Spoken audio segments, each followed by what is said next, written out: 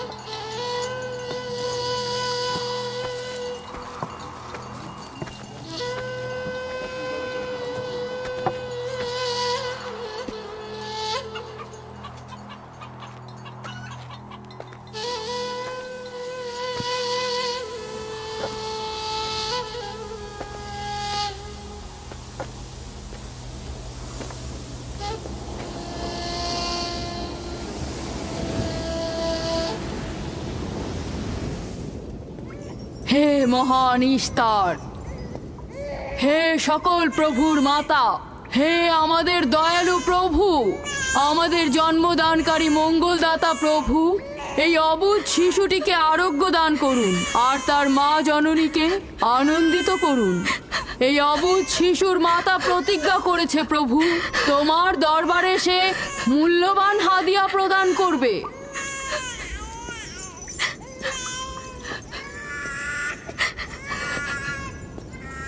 আমি মহান ইস্তারের কাছে প্রার্থনা করেছি যেন তিনি তোমার সন্তানকে জীবিত রাখেন। তুমি এখন তোমার সন্তানকে নিয়ে যেতে পারো। তুমি তোমার সন্তানকে ঠিক সেভাবে মানুষ করবে যেন সে বড় হয়ে নিজেকে ইস্তারের সেবায় বিলিয়ে দিতে পারে। আপনিও মহান ইস্তারের কাছে আমি অনেক কৃতজ্ঞ। মহান ইস্তারের ওপর রহমত বর্ষিত হোক। আপনার ওই ইস্তারের মেহেরবানিতে আমার মৃত সন্তান জীবিত অবস্থায় ফিরে এসেছে। ইস্তার মহান, তার ওপর রহমত বর্ষিত হোক। ইস্তার মহান, তার ওপর রহমত বর্ষিত হোক। মহান ইস্তার, তার ওপর রহমত বর্ষিত হোক। ইস্তার মহান, ইস্তার মহান, তার ওপর রহমত বর্ষিত। এই বাচ্চাটির মতো আমাদের সন্তানও নিশ্চয়ই সেরে উঠবে, তাই না? ইস্তার খোদা দয়ালু ও শক্তিশালী, তিনি নিশ্চয়ই আমাদের বাচ্চাকে সাফা দেবেন। হ্যাঁ, আমারও তাই মনে হয়। চলো যাই। তোমাদের এ কি হলো? তোমরা তো নিজেরাই ফেরেশতার সেজদা পেয়েছো, আর এখন কিনা নিজেরাই নিজেদের সেজদা করছো। এই পৃথিবীর সৃষ্টির সকল কিছুই ইনসানকে তাসলিম করে, আর তোমরা কিনা প্রাণহীন নির্জীব পাথরকে তাসলিম করছো। এই শোনো, খবরদার বলছি, তুমি এসব বেহুদা কথাবার্তা বলে আমাদের খোদাকে অপমানিত করবে না। আমি এই কথাগুলো নিজে থেকে বলছি না, আমি খোদা কর্তৃক প্রেরিত কথাগুলো এই কিতাব থেকে বলছি। এটি হচ্ছে আসমানি সহি কিতাব, যা আমার দাদা ইব্রাহিম নবীর উপর নাজিল হয়েছিল। আমি তার দিনের অনুসারী এবং এই কিতাবের প্রচলন ও দাওয়াত প্রদানকারী। নিজে থেকে কিছু বলছি না। ওই আসমানি কিতাবে কি লেখা আছে আমাদের খোদাদেরকে অপমানিত করতে হবে? আমি অপমান করছি না, শুধু প্রশ্ন করছি। যদি জেনে থাকো তাহলে উত্তর দাও, আর যদি না জেনে থাকো তাহলে স্বীকার করো। তোমাদের জিজ্ঞাসা করছি, ওই মন্দিরে রাখা ইস্তারের মূর্তিগুলো কি তোমাদের প্রভু, নাকি তোমাদের তৈরি বস্তু? ইস্তার তোমাদের উপর প্রভাব বিস্তার করে নাকি তোমরা ইস্তারের উপর? ইস্তার তোমাদেরকে শাসন করে নাকি তোমরা ইস্তারকে? পাথরের তৈরি ইস্তার যদি দুর্বল ও অক্ষম হয়ে থাকে, তবে কি করে আমাদের বাচ্চাদেরকে সাফা দেয়? সত্যি কথা, আমরাও দেখেছি। হ্যাঁ, তার হাকিকাত আছে। ইস্তার তার সন্তানকে সাফা দিয়েছে, আমি দেখেছি। ওই প্রজ্ঞাবান যিনি তোমাদের আহাজারি শুনেছেন, তিনি তোমাদেরকে সাফা প্রদান করেছেন, না ইস্তার। যদিও তোমরা খোদা ছাড়া প্রার্থনা করেছো আর তিনি ছাড়া তোমরা সাহায্য চেয়েছো, কিন্তু তিনি সকল কিছু সম্বন্ধে অবগত আছেন, তাই তোমাদের আহাজারিতে তার রহমত বর্ষিত হয়েছে, তোমাদেরকে সে সাহায্য করেছেন। সাধারণ দৃষ্টিতে তোমরা ইস্তারকে দেখেছো, অন্তর্দৃষ্টিতে দেখোনি, তাই মূল সাফা প্রদানকারীকে চিনতে পারোনি। ইয়াকুবের কথার মূল অর্থটা আমি এখন বুঝতে পারছি। সে চাইছে যে আমরা আমাদের খোদাদেরকে বাদ দিয়ে তার খোদার ইবাদত করি। আমরা আমাদের খোদার অনেক কল্যাণকর কাজ দেখেছি, তোমার খোদার কি দেখছি? আমি তোমাদেরকে সকলের চাইতে ঊর্ধ্বে অবস্থিত খোদার দিকে আহ্বান করছি। তিনি সৃষ্টি সকল কিছুর চাইতে ঊর্ধ্বে। তাই নাকি? কি করে বুঝবো তোমার খোদা অন্যান্য সকল খোদার চাইতে ঊর্ধ্বে? তুমি আর তোমার খোদা ও ইস্তারের মন্দিরের ধর্মযাজকের মতো স্বর্ণরৌপ্য লুটে নিতে চাইছো না, তা কি করে বিশ্বাস করব? আমার বাস্তব অবস্থা হচ্ছে আমি গভর্নর লাবানের নিয়োজিত রাখাল। আমার কোনো কিছুই নেই, আর কোনো কিছুর জন্য আমি কারো কাছে প্রতিদানও চাইনি। তোমরা কি আমাকে আমার কাজ অন্বেষণ না রাখালি করা ছাড়া আর কিছু করতে দেখেছো? দেখেনি জন্য কি এখন আমাদের দেখতে হবে? তুমি হয়তো সুযোগের অভাবে ভালো আছো, নয়তো তুমিও কোনো অংশে কম যেতে না। তোমরা সবাই একই রকম। ধর্মকে তোমরা মুখোশ বানিয়ে নিজেদের আখের গুছিয়ে নাও, সহজ সরল মানুষদের ঠকিয়ে তাদের সম্পদের রাজা হও। তোমার কষ্ট বুঝতে পারছি। তোমার সন্তান মৃত্যুর কোলে ঢলে পড়েছে, অথচ কেউ তাকে সাহায্য করতে এগিয়ে আসেনি। না ইস্তার জাদুকর, না ওই মন্দিরের খোদা ইস্তার। তাই সকল খোদাকে দোষারোপ করার অধিকার হয়তো তোমার আছে। মন্দিরের অক্ষম ইস্তারের সঙ্গে আমার কোনো কাজ নেই। আমার কথা তোমার না দেখা প্রভুর সঙ্গে। আমরা অনেক ধৈর্য ধরেছি আর অনেক কষ্টও করেছি। এখন আর কোনো নতুন খোদাদের ধৈর্য ধরার মতো অবস্থা আমাদের নেই। আমাদের ধর্মযাজক আসছে, ফারাজ তার কথার শাস্তি পাবে। পালাও ফারিস, তুমি পালাও। ওইদিকে পালিয়েছে। ওইদিকে যাও, ওকে বন্দি করে নিয়ে এসো। দেখো যেন পালিয়ে না যায়। ওকে ছেড়ে দিন, যে ওকে করে মাফ হোক ওকে দিন, ধরে নিয়ে ফিরবে। ওকে ছেড়ে দিন, ওকে মাফ করে দিন।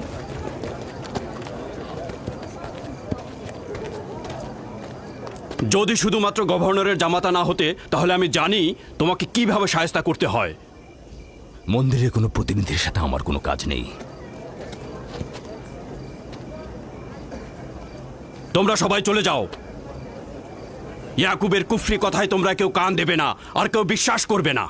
তোমরা কি কেউ দেখছো না? হ্যাঁ, এই ইয়াকুব তার কুফরি কথাবার্তার কারণে ফাদ্দানে দুর্ভিক্ষ নিয়ে আসছে। আমাদের ধর্মযাজক ঠিক কথাটাই বলেছেন। ইস্তারের অভিশাপে বালা মুসিবত আসার পূর্বেই চলো চলো আমরা এখান থেকে চলে যাই।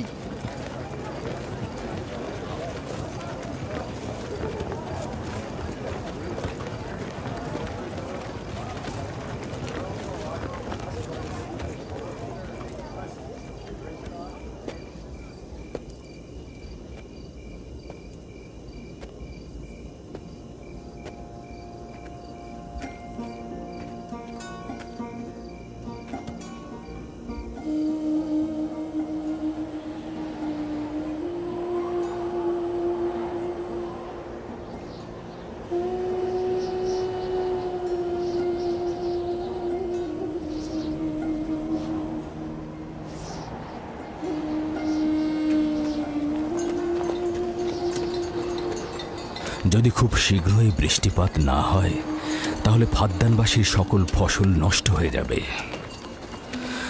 আশা করছি মহান খোদা অতি দ্রুতই বৃষ্টিপাত প্রদান করবেন। ওখানে কি হচ্ছে বাবা? এটা ফাদ্দানবাসীর প্রাচীন রীতিনীতি। এখানে ইস্তার নিয়ে কেউ কটু কথা বললে তাকে আগুনে নিক্ষেপ করে হত্যা করা হয়। বিচার করা হয় না সে সত্য বলেছে কিনা। ছেড়ে দাও, ছেড়ে দাও আমাকে বলছি, ছেড়ে দাও আমাকে, ছাড়ো বলছি। হে মহান ধর্মগুরু, ওকে মাফ করে দাও, আমাদের উপর রহম করো। আমাকে ছাড়ো, ছাড়ো। আমার কি দোষ? আমি তো কিছু করি নাই। আমি কি বলেছি তোমাদের? আমাকে আমাকে এভাবে বেঁধে নিয়ে যাচ্ছ? আমাকে ছাড়ো। শোনো, তুমি এখানে ভেড়ার পালগুলো দেখে রাখো, আমি একটু আসছি। ছাড়ো, ছাড়ো, ছাড়ো আমাকে। এই, ছেড়ে দাও, ছেড়ে দাও, ছেড়ে দাও। তোমরা তোমরা নির্মমতা করছো, তোমরা আমার উপর নির্মমতা করছো। আমাদের রহম করো। ছেড়ে দাও, ছেড়ে দাও। এই, আমার কি দোষ? আমার কি দোষ? আমাকে ছাড়ো, ছেড়ে দাও। এই, তোমরা আমার উপর অবিচার করছো। ওই যে দেখো, ইয়াকুব রাখাল, গভর্নর লাবানের জামাতা। ঠিক করছো না। আমাদের উপর দয়া করুন, আমাদের উপর রহম করুন। কাফেরের শাস্তি একটাই। ফাদ্দানবাসী, তোমরা যে এগিয়ে রাখো, তোমরা অবশ্যই শাস্তি পাওয়া উচিত। একদম ঠিক না, আমার উপর অবিচার হচ্ছে। আমি কিন্তু আমাকে এভাবে অমানবিক ভাবে পোড়ানো হচ্ছে, এটা তোমরা সহ্য করো না। তোমরা জেগে ওঠো, আমাকে বাঁচাও, বাঁচাও ফাদ্দানবাসী, আমাকে বাঁচাও ফাদ্দানবাসী। আমি বলছি আমি কোনো অন্যায় করিনি। অভিযুক্ত ফারাজ ইস্তারের শত্রু ও পাথর দিয়ে ইস্তারকে আক্রমণ করতে চেয়েছে এবং আমাদের খোদাকে অসমর্থ ও নালায়েক বলে আখ্যায়িত করেছে। ফাদ্দান শহরের প্রাচীন রীতিনীতি অনুযায়ী যে আমাদের খোদা ইস্তারকে অবমাননা করবে তাকে অবশ্যই আগুনে নিক্ষেপ করে হত্যা করা হবে। ফাদ্দানবাসী, তোমরা কি এরকম চুপ করে পাথরের মতো আমাকে দেখে যাবে? তোমরা কি কিছুই বলবে না? আমাকে এরকম অমানবিক ভাবে অত্যাচার করে পোড়াতে যাচ্ছে এই লোকজন। তোমরা কি কিছুই বেচারা ফারাজ, তোমরা কি নিশ্চুপ হয়ে সারা জীবন দেখে যাবে? ফাদ্দানবাসী, রক্ষা করো আমাকে, কেউ তো এগো। একদিন আমার মতো তোমাদের কেউ এভাবে পুড়িয়ে ফেলবে ওরা। তোমরা চুপ করে থেকো না, তোমরা এভাবে আমাকে মেরো না, আমার প্রাণ ভিক্ষা দাও, আমাকে এভাবে মেরো না। বেহুদা কান্নাকাটি করো না, হয়তো রক্তের মূল্য পরিশোধ করো, নয়তো আগুনে পুড়বার জন্য প্রস্তুত হও। তাকে আগুনে ফেলো না, এভাবে পুড়িয়ে মেরো না, করো, আমাকে প্রাণ ভিক্ষা দাও, ওকে ছেড়ে দাও। হে ফাদ্দানের জনগণ, আমাকে মেরো না। আমি একটা কথা জানতে চাই, তার রক্তের মূল্য কত? মূল্য কি তুমি পরিশোধ করবে? না, ও নিজেই তো ইস্তারের শত্রু।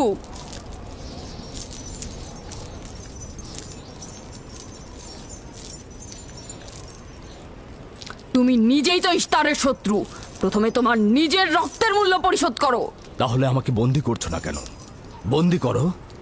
অগ্নিপিণ্ডের মধ্যে নিক্ষিপ্ত হওয়া তো আমাদের বংশের প্রাচীন ঐতিহ্য। আমার দাদা ইব্রাহিম, উনিও তো একবার নমরুদের আদেশে অগ্নিপিণ্ডের মধ্যে নিক্ষিপ্ত হয়েছিলেন।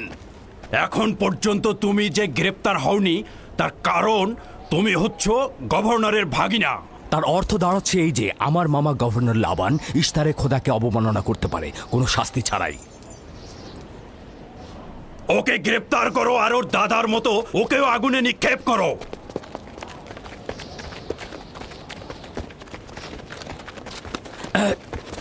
ছেড়ে দাও, আমার প্রশ্নের উত্তর দাও, ছেড়ে দাও আমাকে। এখানে কি হচ্ছে এসব?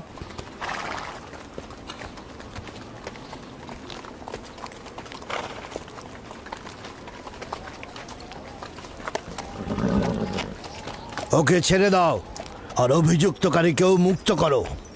ফারাসের অবশ্যই শাস্তি পাওয়া উচিত। যখন ইয়াকুব জীবনের মূল্য পরিশোধ করতে চায় তখন তোমাদের কোনো অধিকার নেই ওকে শাস্তি দেবার।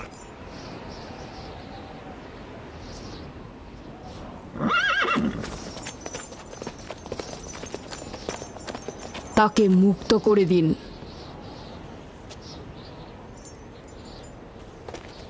ইয়াকুব, তুমি অবশ্যই ফারাসের জীবনের মূল্য স্বরূপ 500 দিনার পরিশোধ করবে। হ্যাঁ, কোনো সমস্যা নেই, আমি এই অর্থ পরিশোধ করব।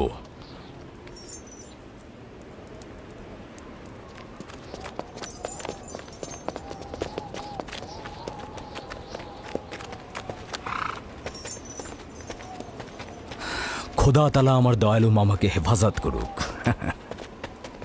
ইয়াকুব, আমি তোমাকে কতক্ষণ এরকম বিপদ থেকে বাঁচাতে চোখে চোখে রাখবো?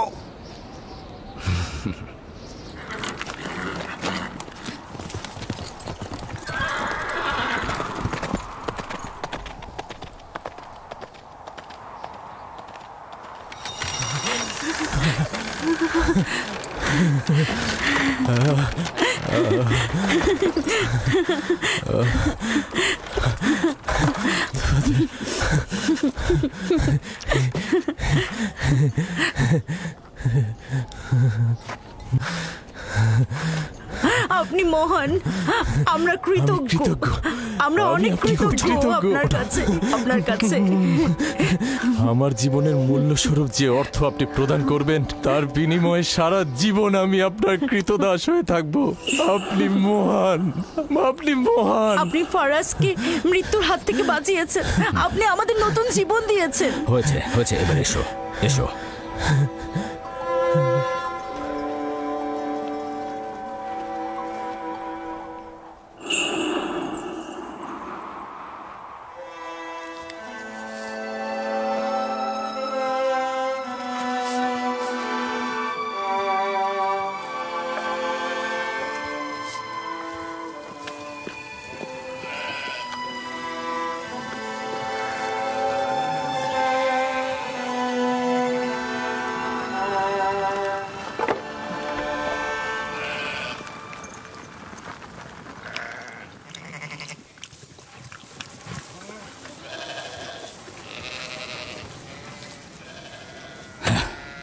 লোকটি আসলেই খুব ভালো, আসার পর থেকে শুধু কাজই করে যাচ্ছে। হ্যাঁ, বছরের পর বছর ইস্তার, ফাদ্দান ও ব্যাবলের লোকজনকে অন্যায়ভাবে কোরবানি দিয়ে আসছে। আজ তোমার পিতার জন্য আমি ও ফারাজ বেঁচে গেছি। আপনি ওর জীবন বাঁচিয়েছেন বলেই ও ইস্তার পূজা ছেড়ে এক খোদার ইবাদতে মশগুল হয়েছে। হ্যাঁ, তা হয়েছে রাহেলা। আসলে যখন সে মৃত্যুর হাত থেকে রক্ষা পেয়েছে তখনই এক খোদায় বিশ্বাস এনেছে। আমাদের মুসাফির কখন পৌঁছবে? খুব শীঘ্রই হে খোদার নবী, বেশি দিন বাকি নেই। বছরের পর বছর তোমার সন্তানের প্রতীক্ষায় রয়েছি। যদি খোদা চায় তো খুব শীঘ্রই এই প্রতীক্ষার অবসান ঘটবে।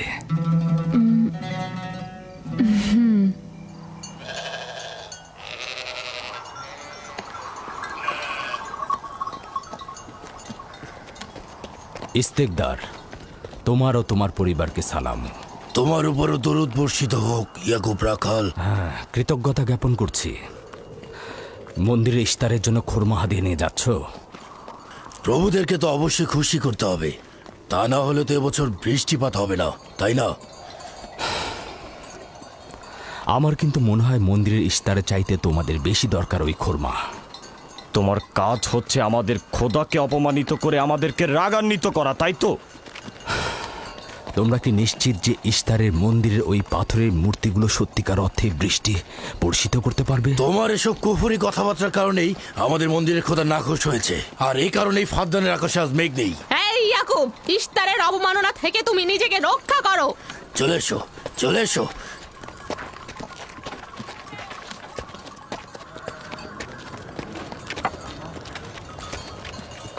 এটা তোমাদের কেমন বিবেচনা? তোমরা শক্তিশালী ও দয়ালু এক খোদাকে রেখে নির্জীব পাথরের উপাসনা করছো। কেন তোমরা বিষাদগ্রস্ত জমিনে নিজেদের আত্মাকে এক খোদার ইমানের নূরে আলোকিত করছো না?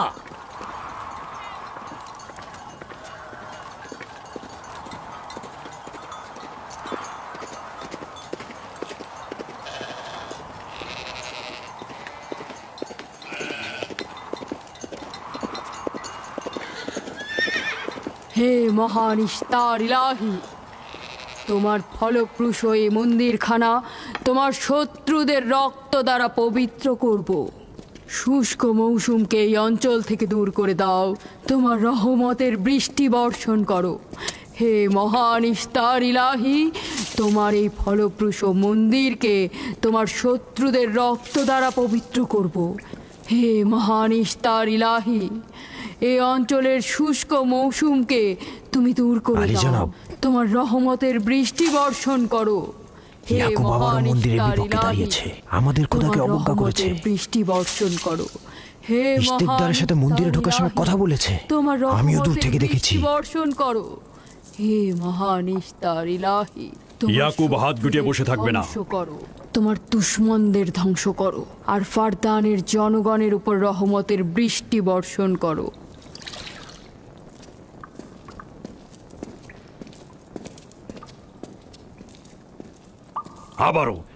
আবারও শুরু করেছে। আশা করছি ওর উপর এবার খোদার লানত বর্ষিত হবে। এখন আমাদের কি করা উচিত? লাবানকে এখানে ডাকো, তার সাথেই সমাধান করব। যত তাড়াতাড়ি সম্ভব লাবানকে আমন্ত্রণ করো।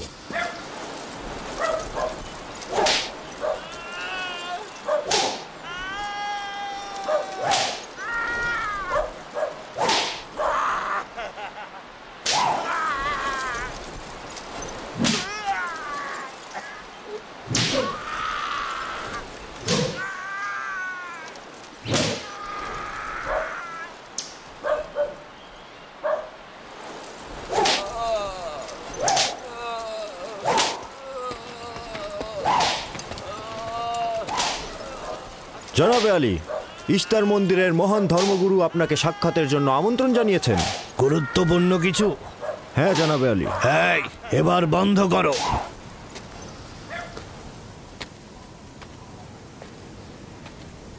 তুমি যদি আবারও চুরি করেছো তাহলে তোর আর আঘাতে আর জীবিত ফিরবে না।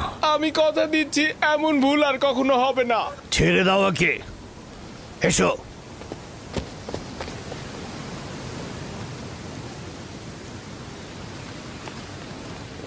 প্রকৃতপক্ষে বিষয়টা আসলে আপনার জামাতা ইয়াকুবকে নিয়ে। ইয়াকুবের আমলনামা তার নিজের সঙ্গে সম্পৃক্ত। আমি উত্তরদাতা নই। না ঠিক আছে, কিন্তু ইয়াকুব তো ইস্তারকে অবজ্ঞা করে। এটা ধর্মগুরুদের কর্তব্য তার প্রশ্নের উত্তর দেওয়া। আর যদি উত্তর দিতে সক্ষম না হও তাহলে কেন আমার শরণাপন্ন হও?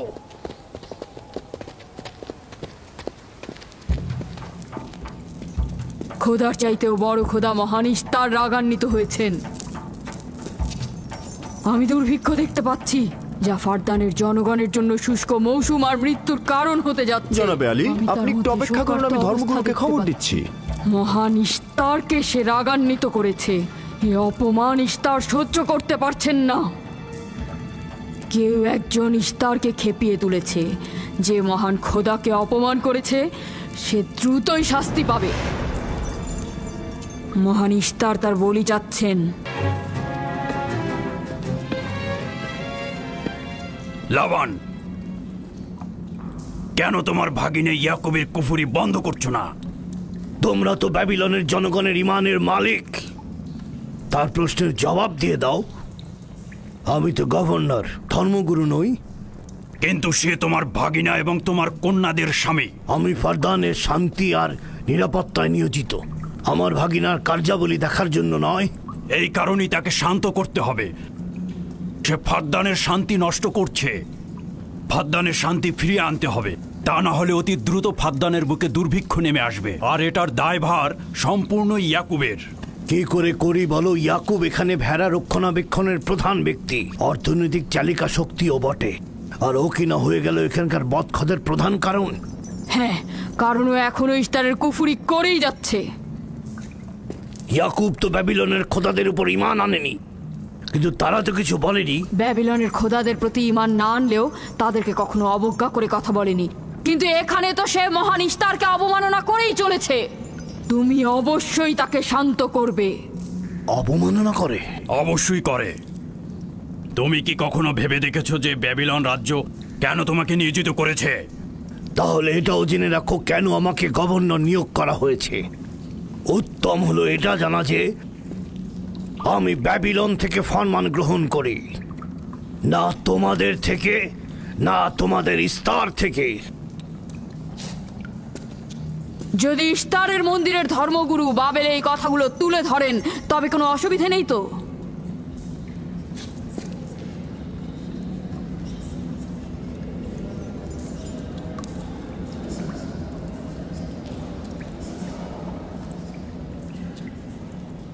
ঠিক আছে, আমি ইয়াকুবের সঙ্গে কথা বলছি। ইয়াকুবকে বলে দেবেন, আর কখনো যদি আমার পরিবারের সাথে ইস্তার নিয়ে কোনো কটু কথা বলে তাহলে তাকে আগুনে নিক্ষেপ করা হবে। কুকুরের ছানা তার বাবা মার কাছে ঘেউ ঘেউ শেখার আগে নেকড়ের কাছে ছিন্ন ভিন্ন হয়ে যায়। তোমার নিজের জবানের হেফাজত করো। এবারের মতো ক্ষমা করে দিচ্ছি, পরের বার কিন্তু করব না।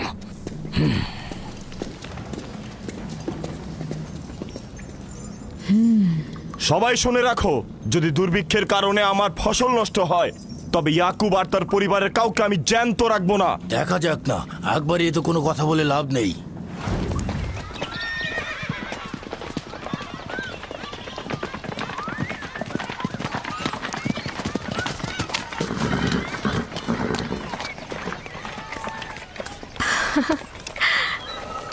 আব্বাজান এসেছেন।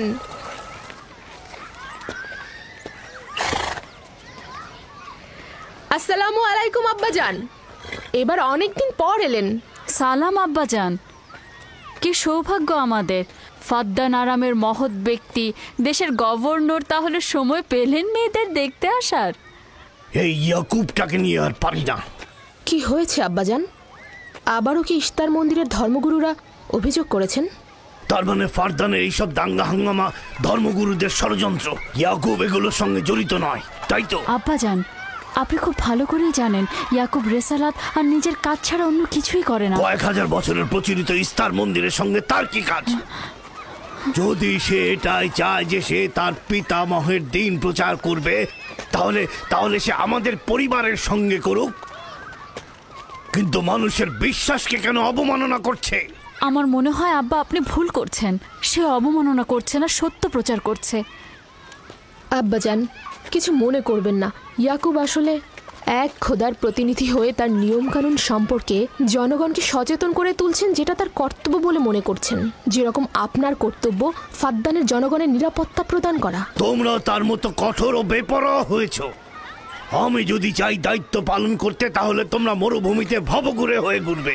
আব্বাজান, আমি আর আমার বোন লিয়া আমাদের স্বামীর দিনে অটল আছি, তাই এক খোদার আইন বাস্তবায়নে আমরা তাকে সাহায্য করেই যাব।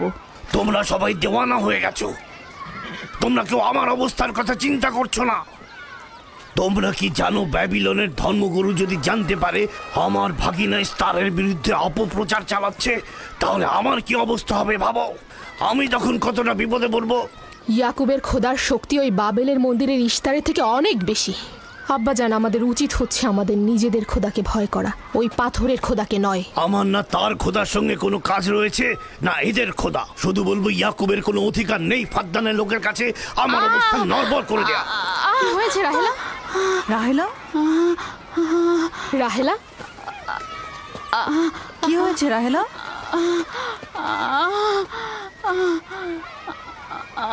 রাহেলা, রাহেলা, কি হলো তোমার? এমন করছো কেন? আলহামদুলিল্লাহ, মনে হয় সময় হয়ে গেছে। যাও, ধাত্রীকে খবর পাঠাও। আচ্ছা আচ্ছা, যাও। চলো আমরা সবাই মিলে ওকে ঘরে নিয়ে যাই। হ্যাঁ চলো, চলো, চলো ঘরে নিয়ে যাই ওকে। আস্তে আস্তে। পলাশ, বলুন জনাব। যাও, তুমি মরুভূমিতে যাও, ইয়াকুবকে বলো এখনই যেন চলে আসে। খুবই দ্রুত যাও। জি আচ্ছা। আমার ঘোড়াটা নিয়ে যাও।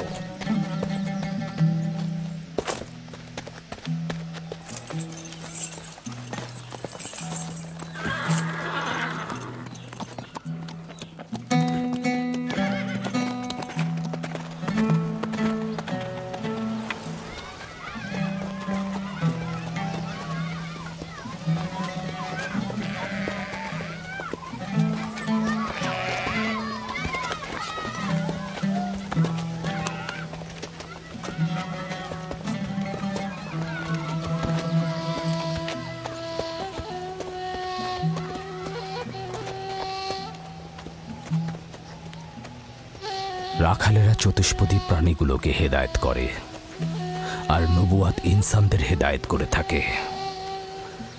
সম্ভবত এ কারণেই অধিকাংশ নবী রাখাল ছিলেন। আমি ইসরায়েল ভেড়াগুলোর সঙ্গে আমার সন্তানদেরও মরুভূমিতে নিয়ে এসেছি, যাতে তারা হেদায়েত গ্রহণ শিখতে পারে। আমার সন্তান বনি ইসরায়েলেরা কেন ক্ষমতা ও পেশি শক্তিকে মূল দণ্ড হিসেবে মনে করছে? আমি তো তাদেরকে পেশি শক্তি বা জোর করে চাপিয়ে দেওয়া কোনো কিছু শিক্ষা দেইনি। তোমরা কি শুরু করলে? তোমরা কি শুরু করলে? ওঠো, ওঠো, শামুন, ওঠো। আমার উত্তরাধিকারী ও পরিবারের প্রধান সেই হবে যে খোদাকে সবচাইতে বেশি ভালোবাসবে। ইব্রাহিম ও ইসহাক ছিলেন সর্বোৎকৃষ্ট। তার মানে এই নয় যে তারা অধিক শক্তিশালী ছিলেন। শক্তি দিয়ে সবকিছু জয় করা যায় না।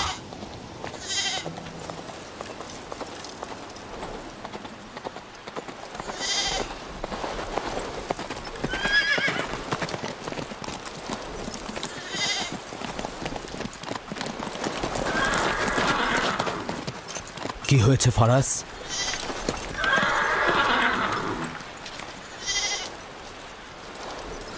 তোমরা ভেড়াগুলোকে নিয়ে আসো।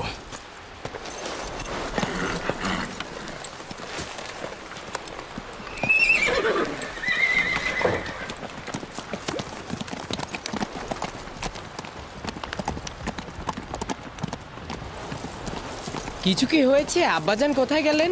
কিছুই না, ভেড়াগুলোকে একত্রিত করো, আমরা ফিরে যাব।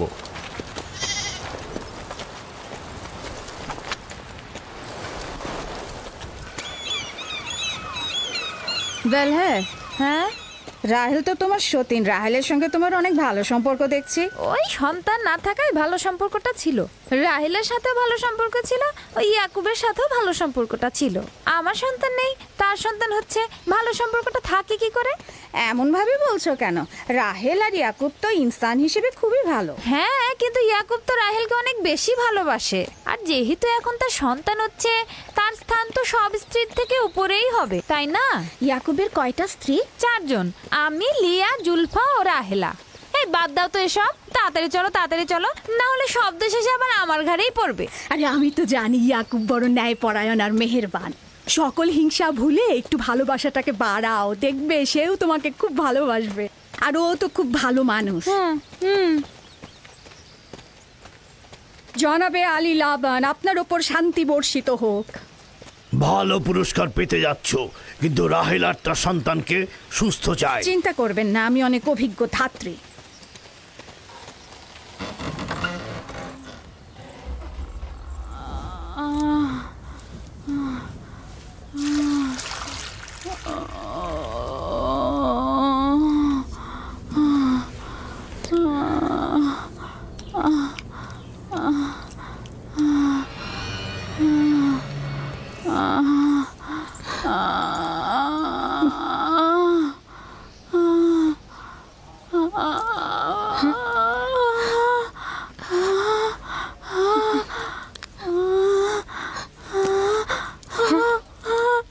চিন্তা করো না, সব ঠিক হয়ে যাবে। খোদা মহান।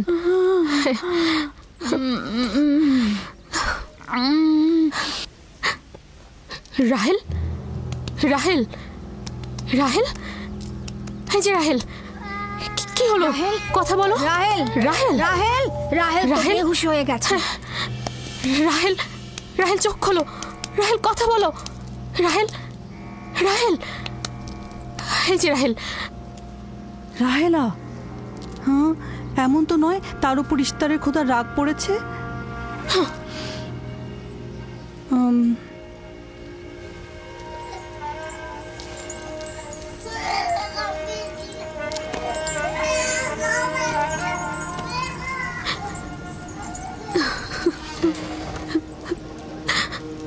ওকে রাখো।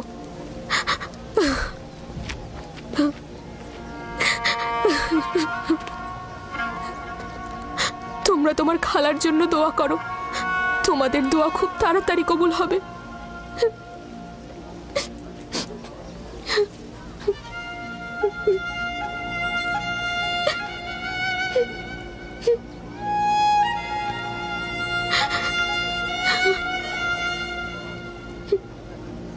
তোমরা কাজ করছো না কেন?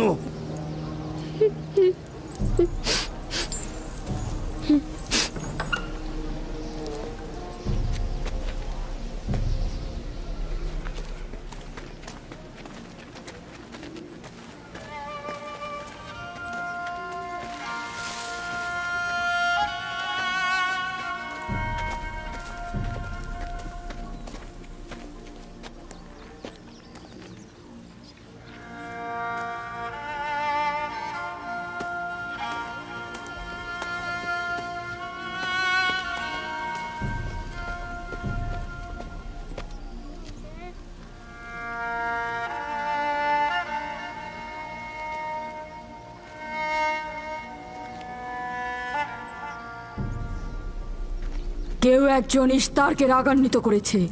আগুন ও রক্ত দেখতে পাচ্ছি, অলক্ষণে মৃত্যুর ছায়া সর্বত্র দেখতে পাচ্ছি। আগুন প্রথমে কাফেরের পোশাকের নিম্নাংশ গ্রাস করবে। যারা ইস্তারকে অবমাননা করেছে, অতি দ্রুতই তাদের ধ্বংস আসন্ন। হ্যাঁ, ইস্তার তাকে ক্ষমা করবে না, অতি দ্রুতই সে তার শাস্তি পাবে। আমার মনে হয় ওরা ইস্তারের অভিশাপের ফল ভোগ করছে। ইয়াকুব তো সব সময় ইস্তারকে অবজ্ঞা করে কথা বলে। হ্যাঁ, ইশতার বলেছিল কুফরিকারী কাফের তার রোশানল থেকে রক্ষা পাবে না। ইয়াকুব তো ইশতার আর তার খোদাকে নিয়ে কত বেহুদা কথা বলেছে, মনে হচ্ছে তারই ফল ভোগ করছে।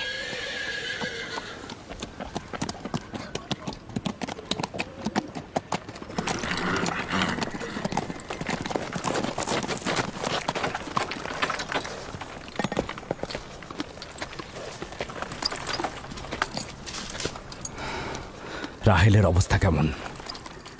আমি কিছু বলতে পারছি না।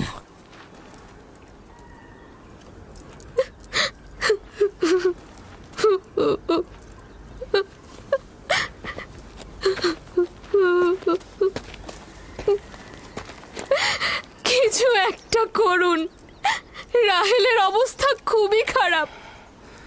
শান্ত হও, খোদার উপর ভরসা রাখো, তিনি যেমন চাইবেন তেমনই হবে, ভরসা রাখো।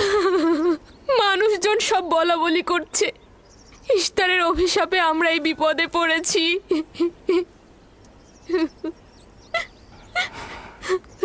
খুব ভালো, এবার দেখা যাক রাহেল ও তার সন্তানের খোদা সবচাইতে বেশি শক্তিশালী নাকি ওই ইশতারে খোদা। খোদা রহম করো। তোমরা রাহেলের দিকে লক্ষ্য রেখো, আমি একটু আসছি। কোথায় যাচ্ছেন? আমাদের এই অবস্থায় ফেলে যাবেন না। শান্ত থাকো, আমার একাকিত্বের প্রয়োজন। তুমি খোদার সঙ্গে যা করার করো, আমি হাত পা গুটিয়ে বসে থাকতে পারবো না। আমি অবশ্যই হেকিমি চিকিৎসার ব্যবস্থা করব। আমি চিকিৎসকের নিকটে যাচ্ছি, প্রকৃত চিকিৎসক।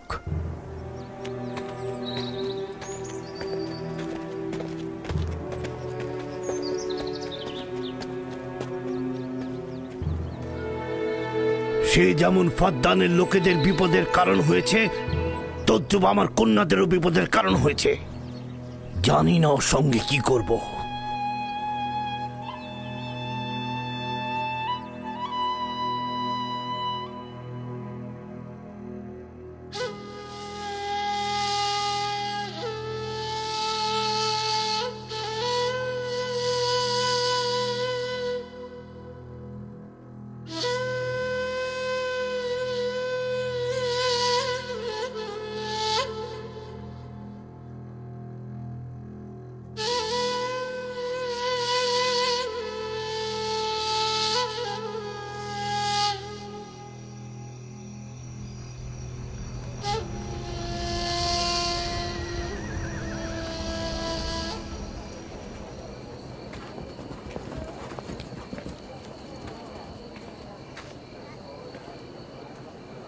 কেন যে ইশতার মাতাকে ডেকে আনছে না, সে তো সবচেয়ে বড় ধাত্রী।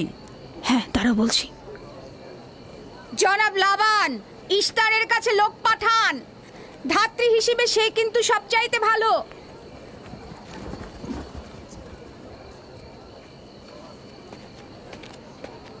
যাও গিয়ে খোঁজ দাও ইস্তার আছে কিনা। যা চাই তাই দেবো। বলবে লাবান বলেছে যদি তার কন্যাকে নাজাত দাও, ইয়াকুবকে ফাদ্দান থেকে বার করে দেবো আর তার পাপ থেকে ইস্তার মন্দিরকে রক্ষা করব। যাও।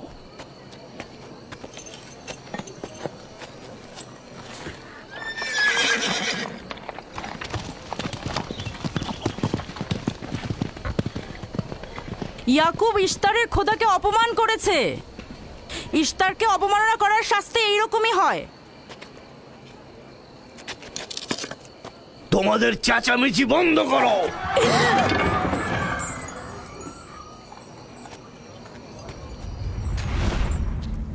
ইয়াকুবকে বলো কেন সে তার খোদার কাছে সাহায্য চাচ্ছে না। আমি যদি তার জায়গায় থাকতাম তবে অবশ্যই এ সময় আমার খোদাকে ভুলে যেতাম না। আমাকে পাঠিয়েছেন জনাব লাবান। তিনি কথা দিয়েছেন তার কন্যাকে যদি নাজাত দিতে পারেন, ইয়াকুবকে ফাদ্দান থেকে বের করে দেওয়া হবে। আমার দৃষ্টিতে এটা সর্বোত্তম সময় ফাদ্দানবাসীকে মহান ইশতারের কুদরত সম্পর্কে জানিয়ে দেবার এবং তার শক্তিমত্তা সম্পর্কে বুঝিয়ে দেবার এটাই উৎকৃষ্ট সময়। যদি রাহেলাকে বাঁচাতে পারো তাহলে তোমাদের উপর ফাদ্দানবাসীর ঈমান বৃদ্ধি পাবে। এখানে স্বর্ণরৌপ্যের ভান্ডার হবে। রাহেলের মৃত্যুও একই পরিণাম নিয়ে আসবে। বাদ দাও, মরে যাক। খুব ভালো, যাও এই কথাই গিয়ে বলো রাহেলের মৃত্যু ইশতারের অভিশাপের ফল। একক খোদার ইবাদত করা এবং ইস্তারকে দেখেও না দেখার ভান করার এমনটাই ফল। যদি এমনটা হতো, রাহেল ও তার সন্তানের মৃত্যুর পর আকাশ থেকে বৃষ্টি বর্ষিত হচ্ছে,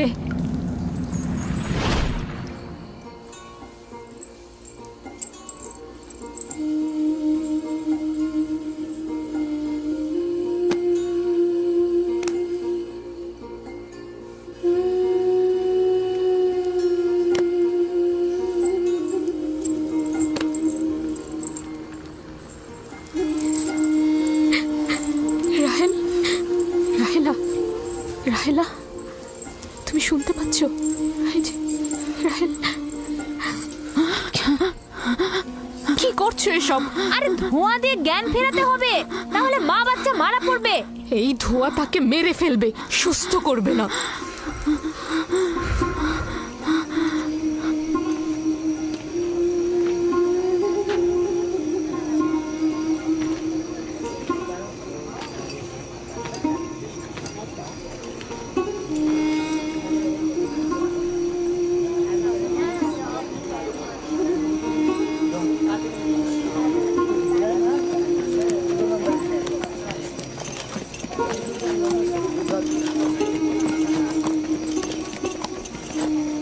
ইশতার মাতে আসছেন। দেখা যাক এবার কার খোদা বিজয়ী হয়, ইয়াকুবের খোদা নাকি মন্দিরের খোদা। আরে পরিষ্কার বোঝা যাচ্ছে বিজয়ী হবে ইশতার।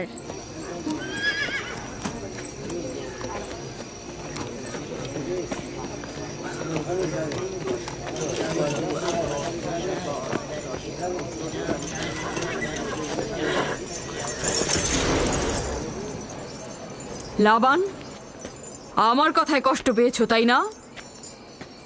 আর ইয়াকুব যে বলল তার খোদা সর্বশক্তিমান, অধিক দয়ালু, তবে তার খোদা কেন এসে তাকে সাহায্য করছে না? রাহেলের জীবন এখন তোমার হাতে, তুমি তাকে সাহায্য করো। আমি কখনোই ভাবিনি যে ইয়াকুব এত দ্রুতই মহান ইস্তারের শরণাপন্ন হবে। কত অবাক করা বেহুদা ও কাল্পনিক, মিথ্যা আর বাতিল চিন্তার মধ্যে মগ্ন আছো। এই বাতিল চিন্তার সত্যতা একটু পরেই তুমি উপলব্ধি করবে, যখন তোমার স্ত্রী সন্তান মৃত্যুর মুখে পতিত হবে। জীবন ও মৃত্যু সম্পূর্ণ খোদার হাতে, না ইস্তারের পাথরের মূর্তির হাতে। আমি ইস্তারকে এখানে আসতে বলেছি। রাহেলের অবস্থা খুবই খারাপ। রাহেলের নিজের খোদা ব্যতীত আর কারো খোদার প্রয়োজন নেই। তুমি বের হয়ে যাও, বের হও। ইয়াকুব, আমি এখানে দাঁড়িয়ে আছি। দাঁড়িয়ে আছো কেন? বের হয়ে যাও। তোমার স্ত্রী সন্তান ধ্বংস হবে, মহান ইস্তারের ক্রোধে তোমাদের ধ্বংস অনিবার্য। আমার সহধর্মিনী তোমার দয়ায় আসেনি যে তোমার বদ দয়ায় ধ্বংস হয়ে যাবে। তুমি বের হয়ে যাও। ফারদানের জনগণ, এই লোক নিজের জন্য কোনো রহম নিয়ে আসেনি এবং সে তোমাদেরও কোনো রহম দিতে পারবে না। সে তোমাদের জন্য যেমন দুর্ভিক্ষ নিয়ে আসছে, তেমনি তার স্ত্রী পুত্রের জন্য মৃত্যু ডেকে নিয়ে আসছে। অতি দ্রুতই তোমরা ইস্তারের কুদরত দেখতে পাবে।